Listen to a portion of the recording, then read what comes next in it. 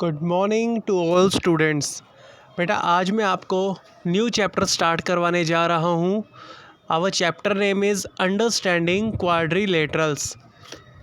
अब इसमें जो आपको सम्स दिए हैं, अगर इन सम्स को आप ध्यान से देखेंगे और रफ़ नोटबुक में करेंगे, उसके बेस पे आप अपनी एक्सरसाइज 3rd A और 3rd B कर सकते हैं अपनी मैथ्स बुक में।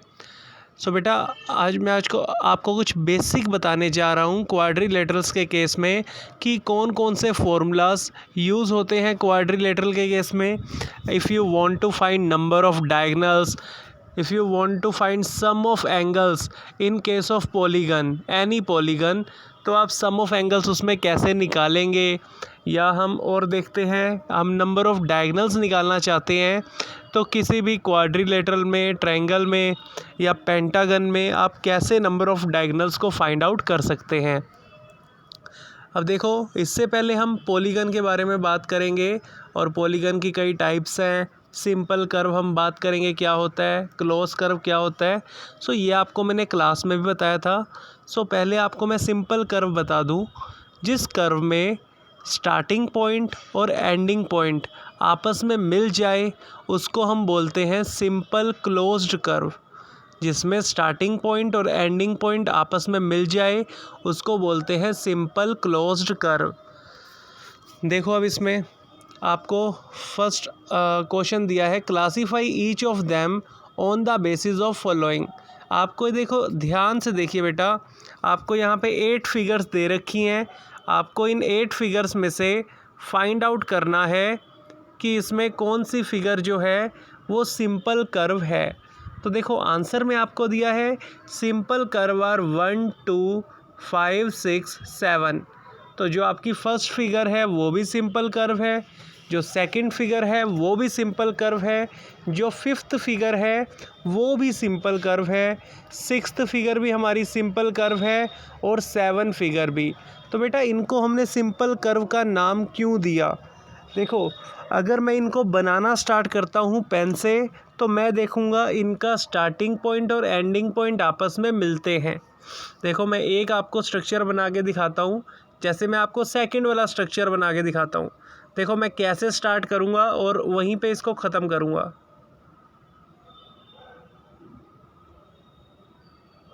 सो बेटा आपने देखा, जिस पॉइंट से आपने स्टार्ट किया मैंने उसे ख़त्म भी उसी पॉइंट पे किया। दैट मीन्स इसका स्टार्टिंग पॉइंट और एंडिंग पॉइंट जो है वो आपस में मिल गया और हम इसको बोलते हैं सिंपल कर्व। और आप देख रहे हो ये चारों तरफ से क्लोज्ड भी है, तो हम इसको सिंपल क्लोज्ड कर्व भी नाम दे सकते हैं। बेटा अब आप कहोगे कि जो ये थर्ड वाली फिगर है ये सिंपल क्लोज्ड कर्व क्यों नहीं है। मैं आपको ये इसका भी रीज़न दूंगा कि जो आपकी थर्ड वाली फिगर है वो सिंपल क्लोज्ड कर्व क्यों नहीं है।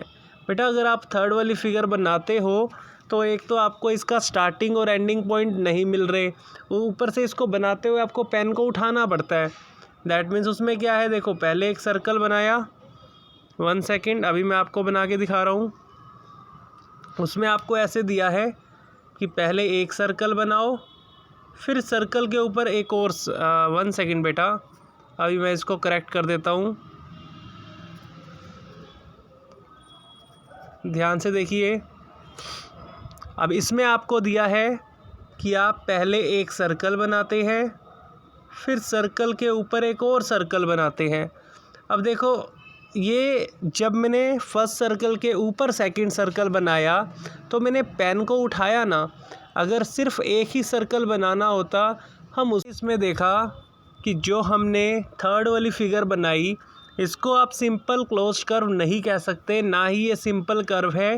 बिकॉज एक सर्कल के ऊपर जब दूसरा सर्कल बना तो आपने क्या किया, पेन को उठाकर दूसरा सर्कल बनाना स्टार्ट किया। अगर पेन को बिना उठाए आप स्टार्टिंग पॉइंट को एंडिंग पॉइंट से मिला देते तो आप कह सकते थे कि इस केस में सिंपल क्लोज्ड कर्व होगा। अब जैसे मैं आपको फिफ्थ फिगर बना के दिखा रहा हूँ, इसको हमने क्यों कहा सिंपल क्लोज्ड कर्व। देखो बेटा, जो फिफ्थ वाली फिगर दे रखी है आपको, इसको मैं जिस पॉइंट से बनाना स्टार्ट करूँगा उसी पॉइंट पर ख़त्म करूँगा। देखो फिफ्थ वाली फिगर हम बनाते हैं, इसमें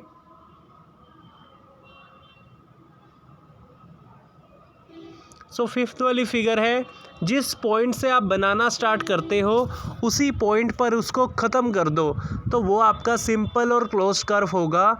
हम बोलते हैं दैट मीन्स जिस फिगर में आपका स्टार्टिंग पॉइंट और एंडिंग पॉइंट सेम हो उसी को बोलते हैं सिंपल कर्व, और वो चारों तरफ से बंद भी दिखे तो वो क्लोज्ड भी होगा। अब इसका सी पार्ट है पॉलीगन। बेटा पॉलीगन में कभी भी कर्व की बात नहीं होती।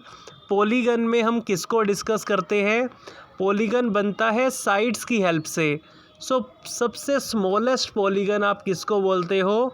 ये बात याद रखना, 1 मार्क में क्वेश्चन आता है, name the smallest polygon, then you say triangle is the smallest polygon. सबसे छोटा पॉलीगन किसको बोला जाता है? ट्रायंगल को, बिकॉज उसमें 3 साइड्स हैं। क्योंकि अगर आप 2 साइड्स बनाते हैं तो 2 साइड्स वाला कोई भी पॉलीगन नहीं होगा, उसमें आपने सिर्फ देखो लाइंस को अटैच किया है। सो इसमें हम क्या कहेंगे कि ये पॉलीगन नहीं है। इसको आप ओपन कर्व कह सकते हो। ओपन कर्व क्या होता है? जिसका स्टार्टिंग पॉइंट और एंडिंग पॉइंट डिफरेंट है। देखो ये पॉइंट इसका स्टार्टिंग था और ये पॉइंट इसका एंडिंग पॉइंट था, जिसमें स्टार्टिंग और एंडिंग पॉइंट डिफरेंट होते हैं, दे आर ओपन कर्व। अब इसको आप पॉलीगन नहीं कह सकते। सबसे स्मॉलेस्ट पॉलीगन हम कैसे बनाते हैं? सो सबसे स्मॉलेस्ट पॉलीगन बनता है आपका साइड्स की हेल्प से, और उसमें कम से कम 3 साइड्स होनी चाहिए। That's why triangle is the smallest polygon. अब देखो ये आपको इतनी सारी फिगर्स दे रखी हैं, इसमें आप कहेंगे देखो बेटा फर्स्ट वाले में साइड्स दे रखी हैं 5 साइड्स, सेकंड वाले में आपको गिवन है 4 साइड्स, थर्ड वाले में तो सर्कल आ गया ना, बट यहाँ साइड्स तो है नहीं। सो थर्ड वाले पे क्रॉस, ये पॉलीगन है ही नहीं। अब फोर्थ वाले में आपको दिख रहा है, फोर्थ वाले में ये एक तो आपको ये ट्रायंगल मिल रही है, बट दूसरा वो ट्रायंगल नहीं मिल रही आपको। सो आप उसको भी, फोर्थ वाले को भी पॉलीगन नहीं बोलेंगे। अब ऐसे ही फिफ्थ वाले में भी आपको दो सर्कल फ्यूज़ करके दे रखे हैं, so it is also not a polygon. अब क्या था? जो सिक्स्थ वाली फिगर है, सिक्स्थ वाली फिगर मैं आपको बना के दिखाता हूँ। फिफ्थ वाली फिगर में पहले ही इन्होंने 2 लाइंस लगा दी, उसके बाद यहाँ ऊपर भी कर्व लगा दिया और ये नीचे भी कर्व लगा दिया। तो जहाँ कर्व आ जाता है वो कभी भी पॉलीगन नहीं होता। सो इसलिए जो सिक्स्थ वाली फिगर है ये भी आपकी पॉलीगन नहीं है। अब जो सेवन्थ वाली फिगर है इसको हम पॉलीगन क्यों नहीं कहते? बिकॉज बेटा यहाँ भी सर्कल वाली शेप आ रही है। पहले तो देखो ये 2 साइड्स आपकी आई थी, ध्यान से देखिए ये साइड्स हमने ड्रॉ की, बट ये पार्ट तो देखो ये आर्क लगा दी ना सर्कल वाली, तो दैट मीन्स इसको भी आप पॉलीगन नहीं कहेंगे। पॉलीगन्स में क्या मेंशन होती है? पॉलीगन्स में साइड्स मेंशन होती है। सबसे स्मॉलेस्ट पॉलीगन 3 साइड्स का होता है ट्रायंगल, उसके बाद क्वाड्रिलेटरल भी पॉलीगन है, पेंटागन, हेक्सागन, ये सब कि उसमें 3 साइड्स भी हो सकती है, 4 भी, 5 भी, 6 भी। अब ये देखो फर्स्ट फिगर में आपको पेंटागन दिया है जहां आपको 5 साइड्स इक्वल है। देखो फर्स्ट वाली फिगर में आपको बना के दिखाऊं, 1 2 3 देन 4 5th, तो इसमें 5 साइड्स आपको गिवन है और हम इस पॉलीगन को बोलते हैं कॉनकेव पॉलीगन। अब पॉलीगन भी 2 तरह का होता है बेटा, एक होता है कॉनकेव और एक होता है कॉन्वेक्स। अब देखो 5 साइड्स हैं और जो देखो पहले हमने 3 साइड्स तो बना दी थी, जो आपकी 4th और 5th साइड है वो अंदर की तरफ आ रही है, so that means it is concave polygon. अब मैं आपको इसी का कॉन्वेक्स पॉलीगन बना के दिखा रहा हूँ। हमने फिर से 3 साइड बना दी। अगर मैं इस पॉलीगन को ऐसे बाहर की तरफ बनाता हूँ सो हम उसको बोलेंगे कॉन्वेक्स पॉलीगन। तो देखिए ध्यान से, अगर मैं इस पॉलीगन को बाहर की तरफ बनाता हूँ तो ये आपका आएगा कॉन्वेक्स पॉलीगन। अब ऊपर वाला हम कहेंगे कॉनकेव पॉलीगन है बिकॉज उसमें 4th और 5th साइड अंदर की तरफ है, that means it is concave polygon. और दूसरे में क्या है? Convex polygon. सो जो पॉलीगन बाहर की साइड्स दिखाए दैट इज़ कॉन्वेक्स, और जिसमें इनर साइड्स दिखाई जाए दैट इज़ कॉनकेव। आगे आपको दिया है डी पार्ट, कॉन्वेक्स पॉलीगन आपको बताना है कौन सा है। तो बेटा देखो 4 साइड का कॉन्वेक्स पॉलीगन है। ध्यान से देखिए, जो सेकंड फिगर है वो 4 साइड्स का कॉन्वेक्स पॉलीगन है। मैंने आपको बताया साइड्स होनी चाहिए, तो सेकंड फिगर में आपको 4 साइड्स दे रखी है।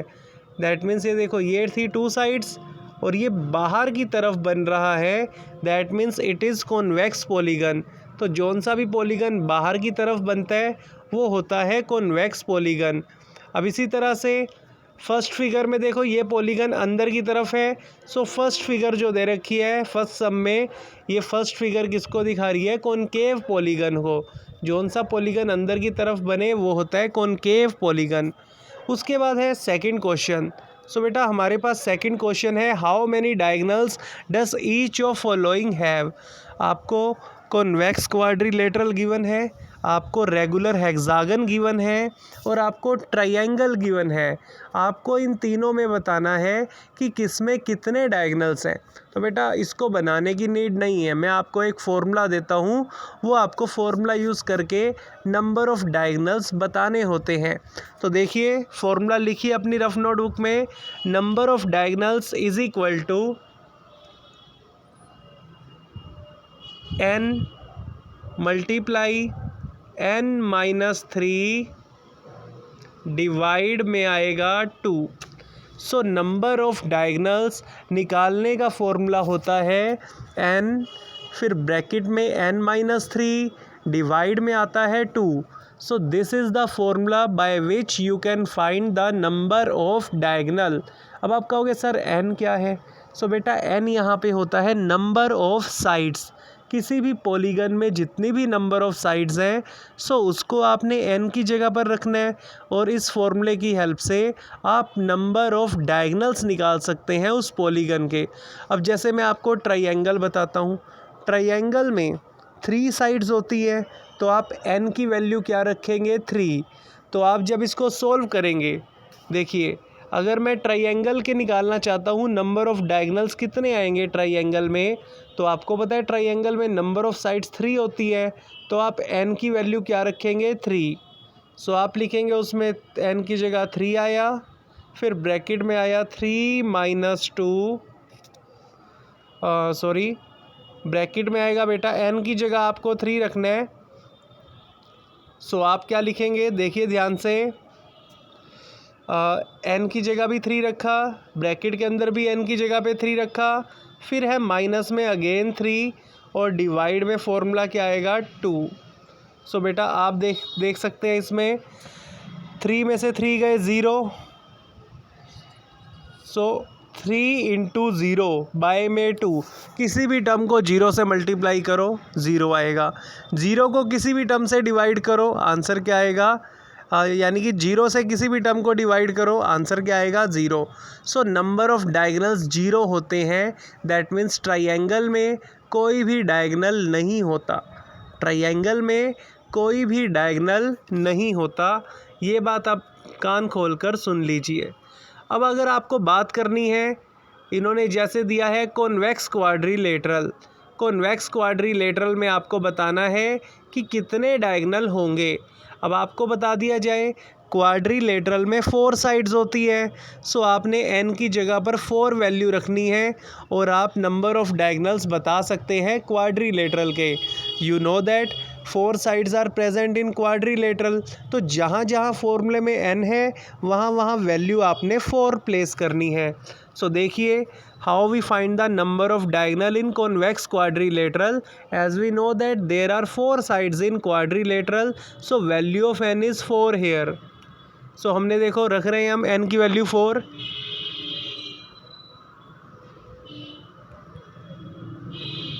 n की जगह आपने 4 रखा, ब्रैकेट में फिर से n की जगह पे आपने 4 रखा, -3 और इसके डिवाइड में क्या चलेगा? 2। सो बेटा देखो 4 में से 3 गए, वो आपका आता है 1, तो ऊपर न्यूमरेटर में आएगा 4 × 1, 4 × 1 हो जाएगा 4, और 4/2 कितना होता है? 2 के इक्वल। दैट मीन्स क्वाड्रिलेटरल में नंबर ऑफ़ डायगोनल्स आने वाले हैं आपके 2। क्वाड्रिलेटरल में कितने नंबर ऑफ़ डायगोनल्स आने वाले होते हैं? 2। सो बेटा इसमें देखो क्वाड्रिलेटरल की फिगर भी बनी हुई है। सेकंड क्वेश्चन का ए पार्ट देखिए आपके सामने ही है। सेकंड क्वेश्चन का ए पार्ट, इसमें आपको क्वाड्रिलेटरल बना के दिखाया है और इसमें 2 ही डायगोनल आ रहे हैं बीच में। कैसे बनाना है आपने देखिए ध्यान से। अगर मैं कोई भी क्वाड्रिलेटरल बनाता हूँ, जैसे ये मैंने एक क्वाड्रिलेटरल बनाया, अब इसमें डायगोनल्स बनाने हैं बेटा, तो एक कॉर्नर से दूसरे कॉर्नर तक एडजेसेंट कॉर्नर नहीं होने चाहिए, आमने सामने वाले कॉर्नर होने चाहिए। The corner which are opposite to each other there diagonal can be formed. So देखो इस कॉर्नर के सामने ये कॉर्नर है, ये फर्स्ट डायगोनल। अब इस कॉर्नर के सामने ये कॉर्नर है, दैट इज़ सेकंड डायगोनल। अब इसके अलावा और कोई डायगोनल आ ही नहीं सकता, क्योंकि आपने फॉर्मूले से भी निकाला कि क्वाड्रिलेटरल में कितने डायगोनल होते हैं, 2। ठीक है, ऐसे ही हेक्सागन है, हेक्सागन में 6 साइड होती है, तो आप n की जगह पर 6 रख के फॉर्मूले में से निकाल सकते हो कि कितने डायगोनल आएंगे हेक्सागन में। सो बेटा फॉर्मूला आपको बता दिया, n इंटू n-3 बाई में 2। तो जहाँ जहाँ पर n है, n का मतलब है नंबर ऑफ साइड। अब हेक्सागन में लिख लो 6 साइड्स होती हैं, तो आप 6 इंटू 6-3 बाई 2 करके नंबर ऑफ डायगोनल्स निकाल सकते हैं हेक्सागन के। और तीसरा है पार्ट ट्राइंगल का, वो मैंने आपको समझा ही दिया कि ट्राइंगल में एक भी डायगोनल नहीं होता। वो अभी हमने सबसे फर्स्ट ही किया था, वीडियो को पीछे ले जाकर आप देख सकते हैं। आइए बेटा नेक्स्ट क्वेश्चन ट्राई करें। अब है हमारे पास next question third, what is the sum of measure of angles of convex quadrilateral, कि किसी भी कॉन्वेक्स क्वाड्रिलेटरल में सम ऑफ एंगल्स कितना आता है। तो बेटा कुछ नहीं करना आपने इसमें। अब कॉन्वेक्स क्वाड्रिलेटरल है, आप ये भी फिगर बना सकते हो या मैं आपको एक फ़िगर बना के देता हूँ, ध्यान से देखिए। कॉन्वेक्स क्वाड्रिलेटरल, क्वाड्रिलेटरल वो होता है जिसकी 4 साइड्स होती है, और कॉन्वेक्स का मतलब वो बाहर की तरफ बना हो। तो मैंने ये क्वाड्रिलेटरल आपको बना के दिया, इसका नाम दे दिया A C D और यहाँ आएगा B। तो ABCD क्वाड्रिलेटरल है हमारे पास। हमने क्या किया बेटा, डायगोनल्स तो क्या प्लेस करने, आपको क्या बताना है, इस क्वाड्रिलेटरल के चारों एंगल्स का सम कितना होगा। सो आप क्या बताओगे कि what is the value of angle A plus angle B plus angle C plus angle D। आपको क्वाड्रिलेटरल के चारों एंगल्स का सम बताना है। सो बेटा वो होता है 360 डिग्री। क्वाड्रिलेटरल के चारों एंगल का सम क्या होता है, 360 डिग्री। मैं आपको शॉर्टकट ट्रिक दूंगा, लॉन्ग कट ट्रिक आप वीडियो से ही देख लीजिएगा। आपने जस्ट एक डायगोनल प्लेस करना है, बी और सी के बीच में हमने एक डायगोनल प्लेस कर दिया। अब आपको दिख रहा है ऊपर ABC भी ट्राइंगल हो गई और नीचे BCD भी ट्राइंगल हो गई। And as you know that according to angle sum property of triangle के 3 एंगल्स का सम होता है 180 डिग्री।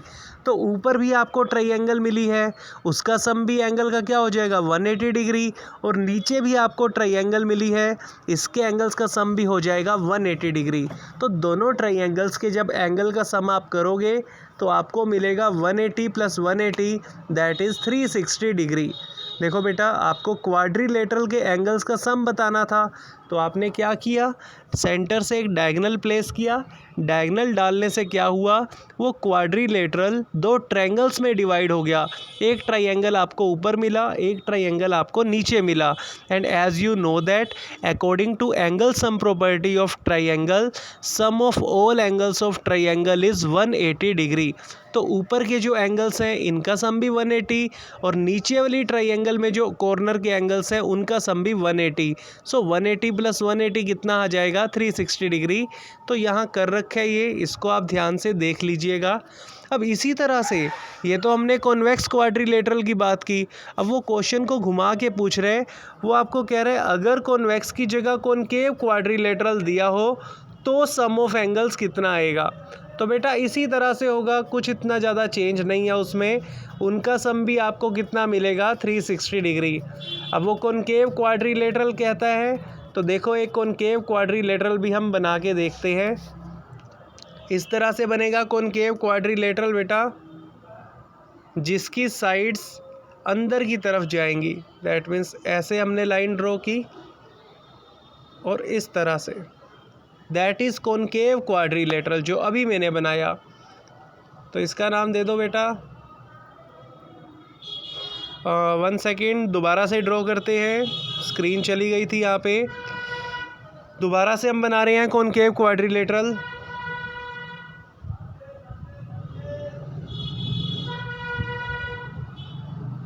सो ये बनाया हमने कॉनकेव क्वाड्रिलेटरल। सो बेटा इसका नाम दे दिया मैंने A, B, C and D। तो ये है आपके पास कॉनकेव क्वाड्रिलेटरल। अब इसके भी जितने भी एंगल्स हैं इनका सम आपको बताना है। तो बेटा कुछ नहीं है, B से D के बीच में एक डायगोनल प्लेस किया, ऊपर एक ट्रायंगल मिल गई ABD और नीचे एक ट्रायंगल मिल गई BCD। आपको पता है ट्रायंगल्स के तीनों एंगल का सम 180 होता है। दैट मीन्स ऊपर भी एंगल का सम 180 और नीचे भी एंगल्स का सम 180। सो पूरे क्वाड्रिलेटरल के एंगल्स का सम हो जाएगा 180 + 180 = 360 डिग्री। आपको जस्ट ये करना है, सॉल्यूशन यहाँ दे रखा है आपको मैंने। आइए नेक्स्ट सम की बात करें। हाँ जी, तो अब आपको दिया है कि कैसे, अब देखो हमने पिछला क्वेश्चन किया, अब मैं आपको ट्रिक देने वाला हूँ किस तरह से हम एंगल सम निकालते हैं। नंबर ऑफ़ डायगोनल्स निकालने का फॉर्मूला मैंने आपको पहले ही दे दिया, n × n-3/2। तो अगर आपको किसी भी पॉलीगन में सम ऑफ एंगल्स निकालने हैं तो एक फ़ॉर्मूला लिख लीजिए जिसकी हेल्प से आप सम ऑफ एंगल निकालते हो किसी भी पॉलीगन में, चाहे वो 3 साइड्स का पॉलीगन हो, 4 साइड्स का, 5 साइड्स का। तो हमारा फॉर्मूला है, देखिए ध्यान से, n-2, 1 सेकेंड बेटा, इसको मैं थोड़ा बड़ा कर दूं। आपको बताना है सम ऑफ एंगल्स कितना होता है पॉलीगन्स में, तो क्या होता है वो फॉर्मूला सामने है आपके। हमने लिखना है सम ऑफ एंगल्स निकालने हैं किसी भी पॉलीगन में, then our formula is n-2, आपने रखा इनको ब्रैकेट में, देन मल्टीप्लाई 180 डिग्री।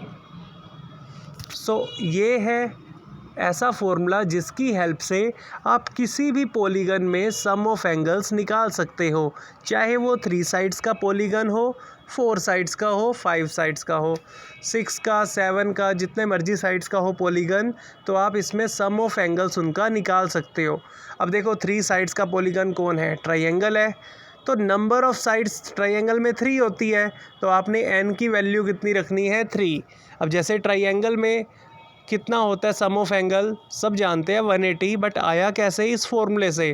ट्रायंगल में नंबर ऑफ़ साइड है 3, तो इस फॉर्मूले में आप n की जगह पर क्या रखेंगे, 3। सो 3 - 2 देन मल्टीप्लाई 180 डिग्री। सो बेटा 3 में से 2 गए 1, 1 × 180 डिग्री कितना आएगा, 180 डिग्री। तो इस तरह से आपको पता लगा कि total sum of all angles of a triangle is equal to 180 degree. चलो मैं आपको एक क्वाड्रिलेटरल में भी बताता हूँ कि सम ऑफ एंगल्स हम कितना निकालते हैं क्वाड्रिलेटरल के एंगल्स का। अच्छा, क्वाड्रिलेटरल में कितनी साइड्स होती हैं, क्वाड्रिलेटरल में होती हैं 4 साइड्स। तो आपने इसी फॉर्मूले में n की जगह पर अब क्या रखना है, 4। सो देखो बेटा क्वाड्रिलेटरल में 4 साइड्स होती है, तो हमने फॉर्मूला हमें पता लग गया n-2 × 180। तो हम n की जगह क्या रखेंगे, 4, देन -2, देन मल्टीप्लाई 180 डिग्री। तो देखो 4 में से 2 गए 2, मल्टीप्लाई 180 डिग्री। सो इसका आंसर आपके पास आया, दैट इज़ 360 डिग्री। अब किसी भी क्वाड्रिलेटरल में सम ऑफ एंगल्स होता है 360 डिग्री। वो कैसे आता है, इस फॉर्मूला से। फॉर्मूला है n-2 ब्रैकेट में, then multiply 180 degree. Here n is equal to number of sides. So quadrilateral में नंबर ऑफ़ साइड्स 4 हैं, तो आपने n की जगह पर वैल्यू डालनी है 4। सो आपको सम ऑफ एंगल्स मिलेगा यहाँ पर 360 डिग्री।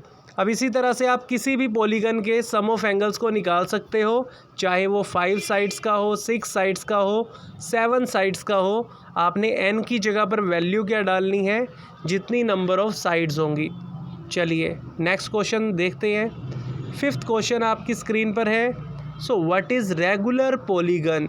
रेगुलर वर्ड से मतलब समझिए, रेगुलर में होता है जिसमें हर चीज़ इक्वल हो बेटा।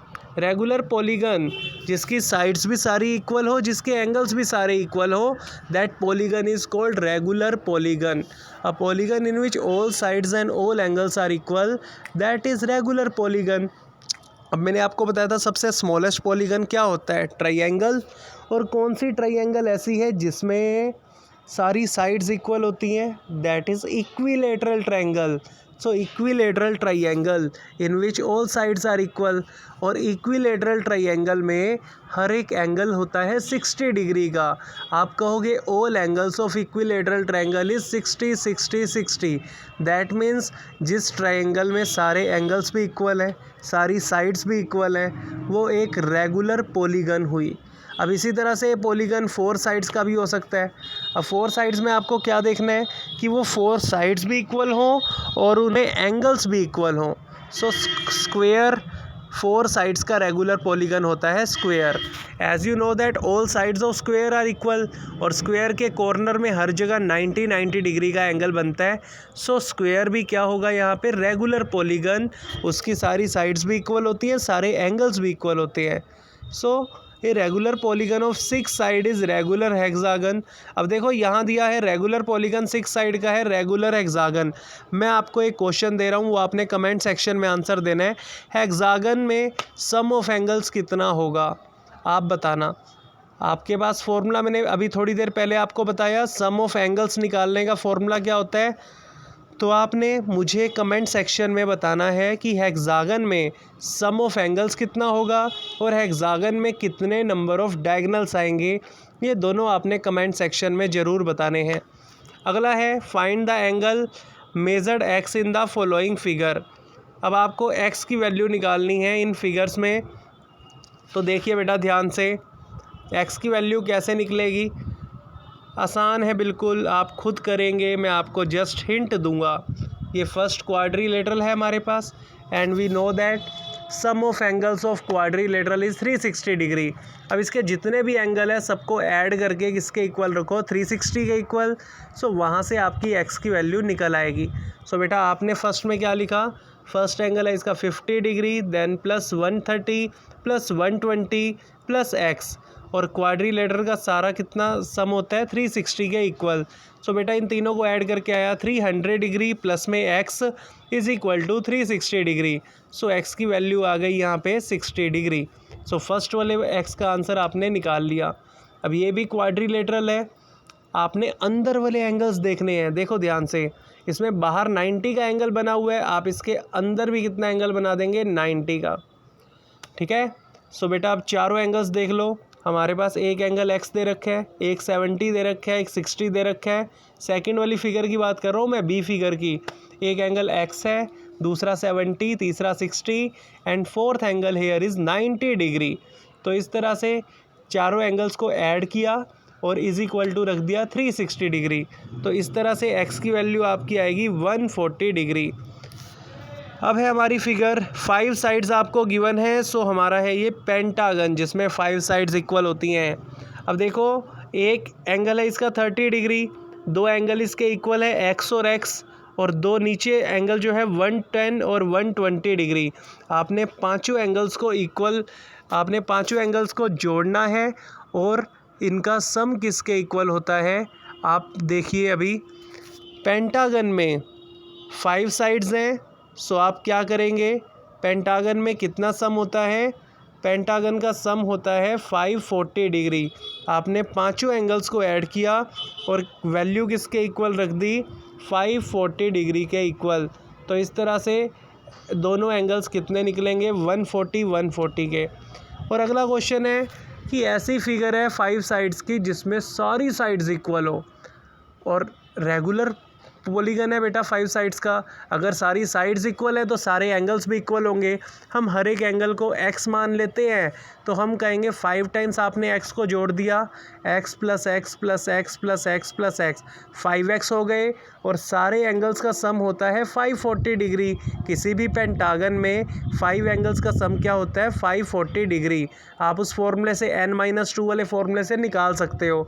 सो 5x आ गया आपका 540 डिग्री, तो x की वैल्यू आ जाएगी 540/5 इज़ इक्वल टू 108 डिग्री। तो कोई आपका रेगुलर पेंटागन हो तो उसका हर एक एंगल कितना आएगा 108 डिग्री का। तो बेटा ये 2 क्वेश्चन दे रखे हैं, इन 2 क्वेश्चंस को आप खुद से सॉल्व करेंगे। और x plus y plus z की वैल्यू क्या आएगी, देखो लीनियर पेयर के क्वेश्चन है ये। सो बेटा ये आपके होमवर्क में है, इन दोनों को खुद से सॉल्व करना और आपने कमेंट सेक्शन में इनके आंसर बताने हैं। ओके बेटा, बाय बाय।